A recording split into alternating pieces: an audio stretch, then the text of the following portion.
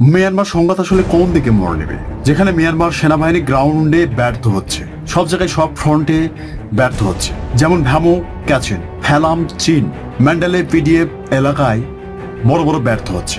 এক সময়ের চীন সমর্থিত সেনাবাহিনীর বিরুদ্ধে হঠাৎ কেন চীন নতুন পরিকল্পনা করছে? বিশ্ব রাজনীতির নতুন মোড়ে আমেরিকা যখন মিয়ানমারের জান্তা সরকারের বিরুদ্ধে চলে গিয়েছে, ঠিক সেই সময়ও চীনও চলে গিয়েছে মিয়ানমারের সেনাবাহিনীর বিরুদ্ধে নতুন বিদ্রোহী গোষ্ঠীদের সমর্থন দিয়ে। আর এটাকেই বলে কৌশল। কারণ আমেরিকা বিভিন্ন বিদ্রোহী গোষ্ঠীদেরকে সাহায্য সহযোগিতা করে মিয়ানমার ধ্বংস করার পথে চলে গিয়েছে। চীন ঠিক এর বিকল্প পথ হিসেবে নিজেদের আত্মরক্ষা করার জন্য মিয়ানমারের বিদ্রোহী গোষ্ঠীদের সাহায্য করে যাচ্ছে। অন্যথায় মিয়ানমার যদি একবার আমেরিকার হস্তগত হয়ে যায়, তাহলে চীনের স্বার্থ একেবারে অম্লান হয়ে যাবে। তাই চীন এই পদক্ষেপ নিতে বাধ্য হয়েছে।